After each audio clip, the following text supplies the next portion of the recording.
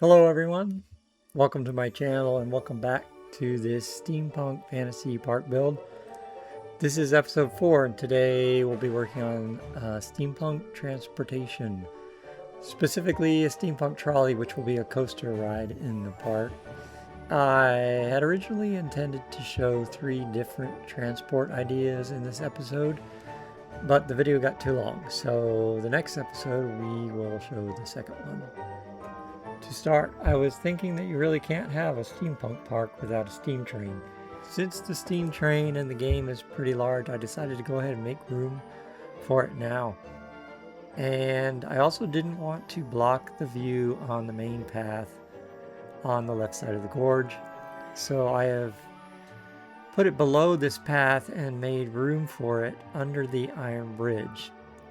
And off camera, the path on the left side of the gorge and the rocks from the bridge have been moved back to make room for this.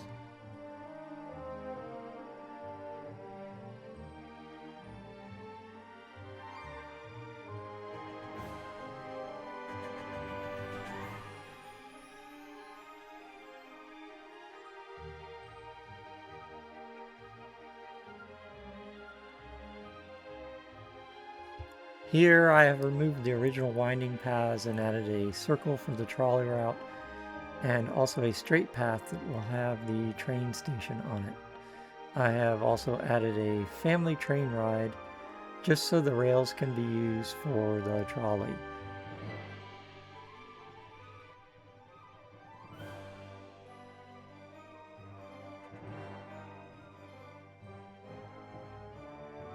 So the trolley will come down the street and turn around a curved building before it heads off for the main part of the ride. Really, I'm just doing this so that this area of the park has something interesting going through it. Now I'm adding the mine train coaster for the trolley. There will actually be 2 mine trains here, one that is hidden for the horse in front and one for the ride itself. For the actual ride, the locomotives are removed and just one car makes up the trolley. So this will actually be pretty low capacity. Oh well, nothing I can do about that. So here you can see the coaster has been moved back off the path, and that's because the station would block the guests trying to walk down the main path there. In addition, the level of the platform needed to be slightly raised off the path, so I have added a railing on it to distinguish it. Now here I've attached some posts to the car of the ride so that I can estimate where the movers for the horse will be. The path of the movers will be hidden at the back of the buildings on the street, but I still wanted room for these buildings to allow guests to go inside. So here I'm figuring out where to put them to minimize the room that they take inside the building. And because of that, you can see that the curve of the trolley path has been made larger. And here I'm checking where the interior walls will need to go to hide the movers. And here I'm adding the second mine train. I'm actually lowering the first one and adding one on top of it. And the horse that pulls the trolley will be connected to the locomotive on the hidden mine train. And then both of the rides will be synced together so that the horse and the trolley that is pulling will look like they're connected. Now we can start building the horse. I'm only going to create the front half, so the back half can be a tank with wheels. Obviously I'm doing this because I want to make it look like steampunk. And this actually helps reduce the number of movers that are needed and makes the animation easier. Also, I'd like to point out that I have a side and front view of a horse that I'm looking at while I'm building this. I'm not doing this from memory or anything. So that's why it looks like it's fairly easy. It wasn't. I left out a lot of the footage, a lot of tinkering I was doing with it to get it to look good.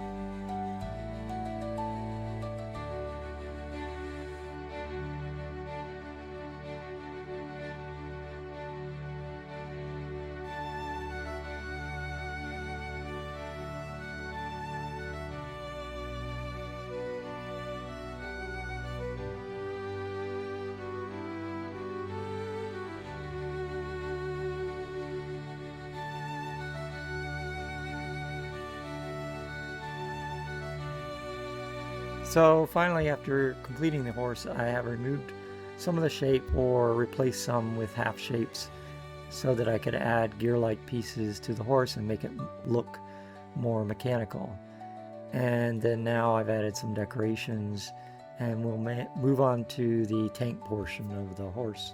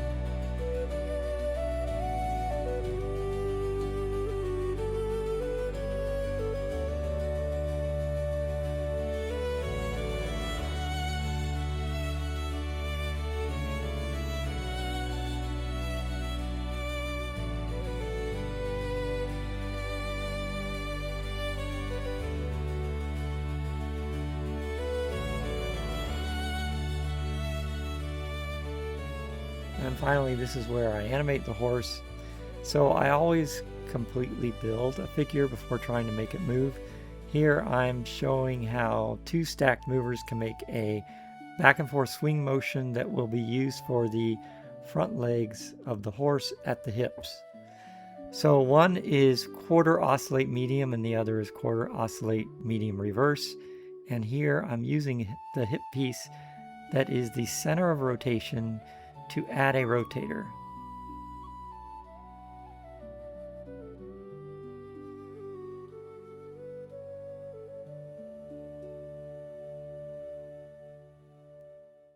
Then a second rotator is added on top of that.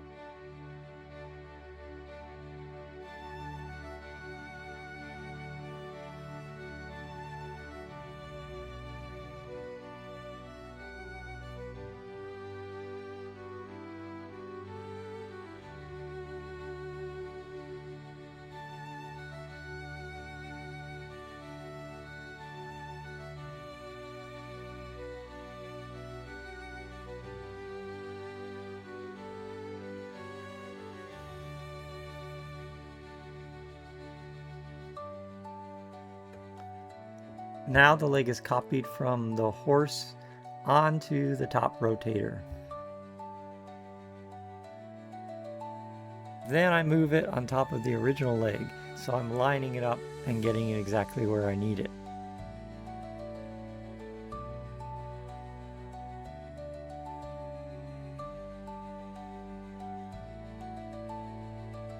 After that, I select the leg to be deleted.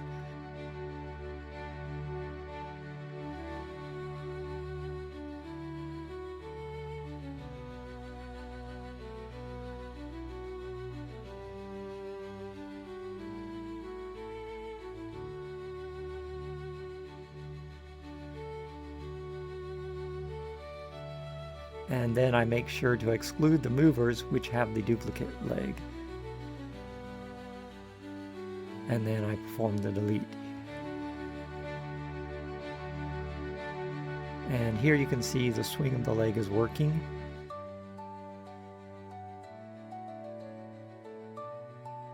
Now movers are added on top of the hip rotators for the knee.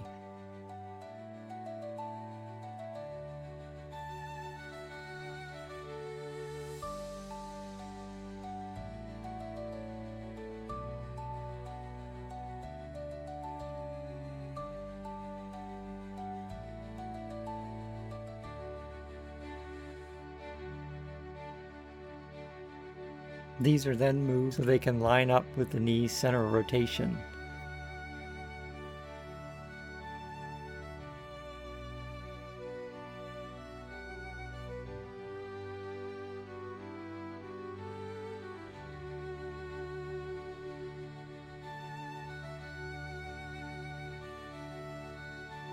And now the leg from the knee down is copied and added to the knee rotators.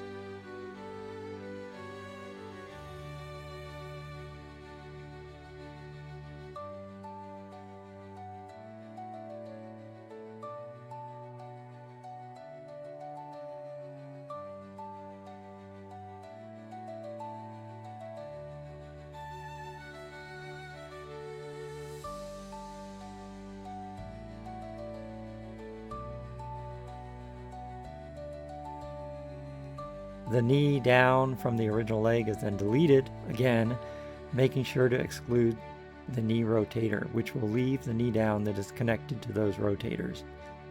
After that, basically I do the same thing for the ankles, but I'm not showing it here.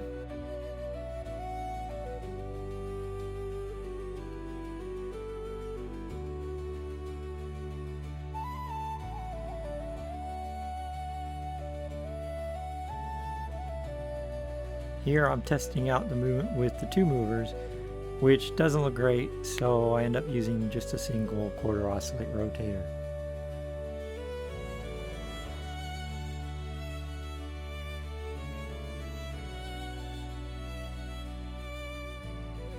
Finally, I copy the top rotators for the leg, the hip ones, to create the same mechanism for the second leg.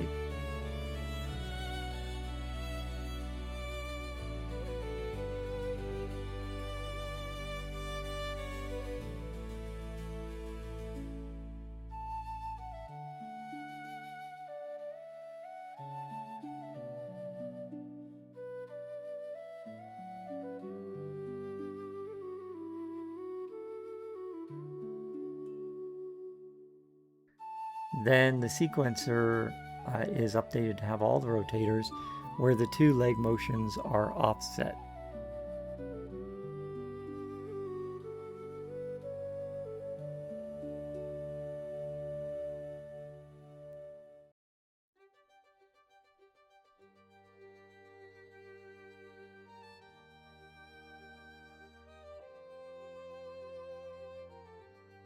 Here's a look at the motion, and this is when I realized that something doesn't look right.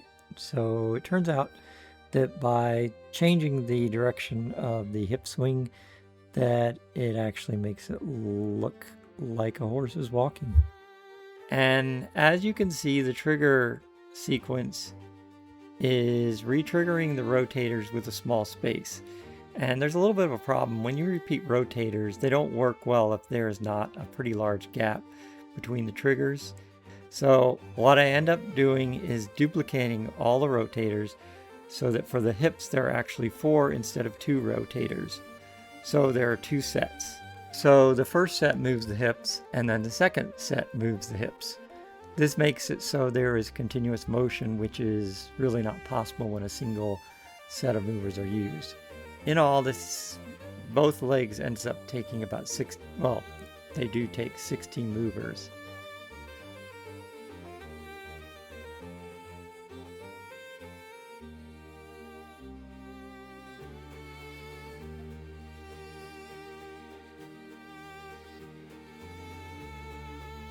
And this is the final movement with the neck and head movers added, and the hip swings here have been reversed, so it looks pretty good. And now on to building the trolley.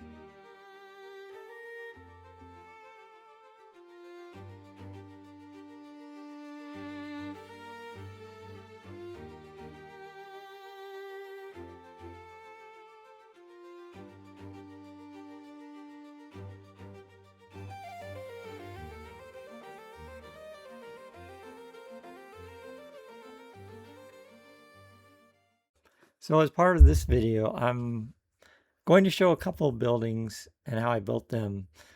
Partly because it shows how I like to do things, but also maybe you'll get some ideas about how you can use these techniques. The first is going to be the round building, which I plan to act as a sort of mechanical emporium. And like the horse trolley, there will be totally impractical mechanical items for sale, of course. I think kind of this is the gist of steampunk. Kind of over the top steam powered devices. Oh yeah, and one thing to notice with this building is that I was using angle snapping of 11 1/4 degrees, and I had spacing between the columns of 3 snaps, or 33 3/4 degrees. Unfortunately, this spacing does not divide evenly into a full circle, so you cannot make a symmetric round building with a spacing of 33 3/4 degrees. I didn't realize this until I was well into it, so it made the building kind of extra annoying to do. Anyway, just be careful in your own builds, because if you try and do it this way, you will also run into this. Here, it's mainly an issue with the roof, but since the building backs up to another larger building, in the end, it was okay.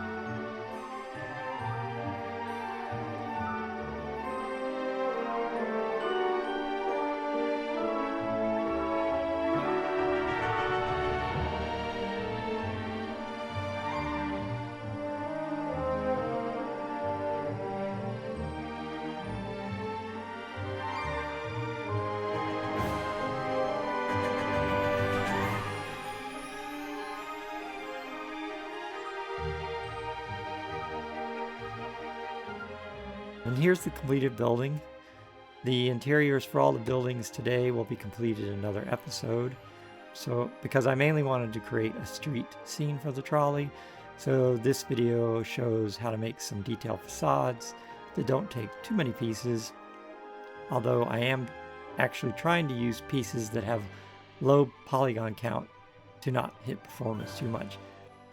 So next is the facade for a bar and drinks shop. The building is inspired by something you might see in London, with a wooden street level facade on a stone building.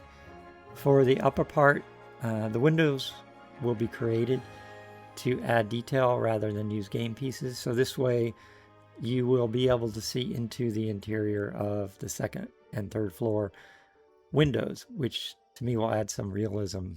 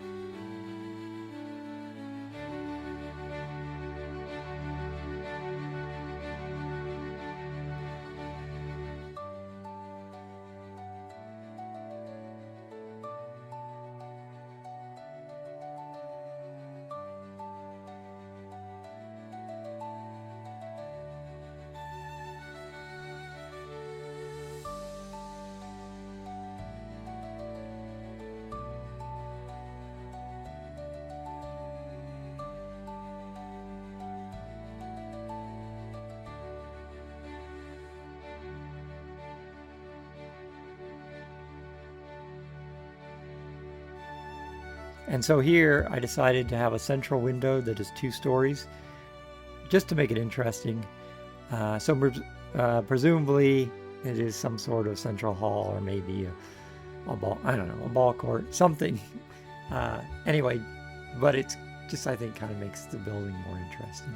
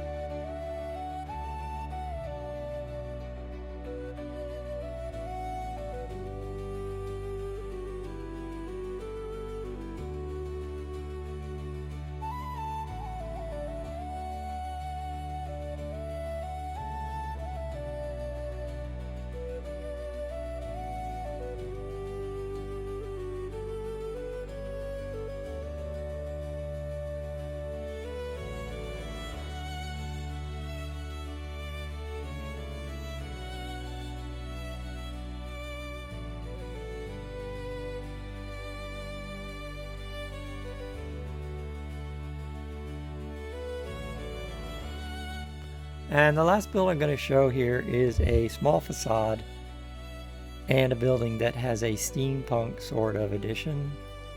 Just something that is sort of kooky and a little nonsensical, really, but adds something interesting to the street.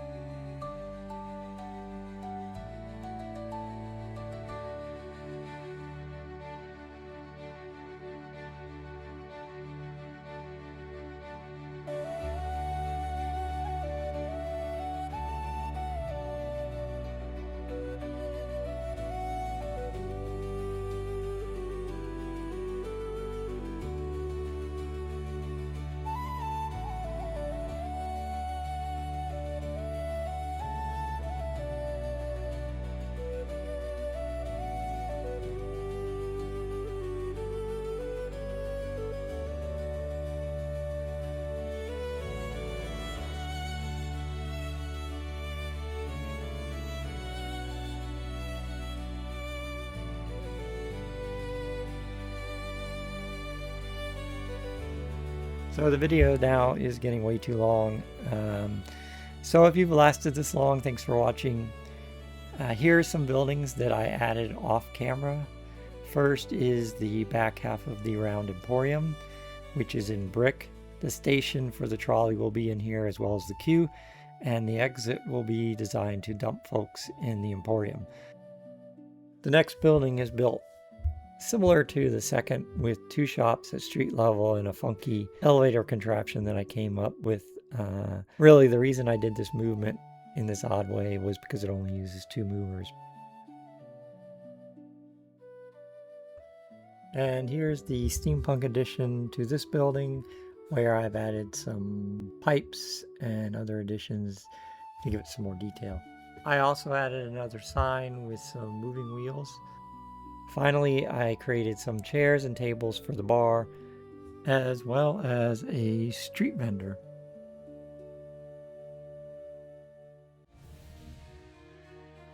So let's take a look at the trolley on our new street at night in the rain. Appropriate weather for a steampunk scene.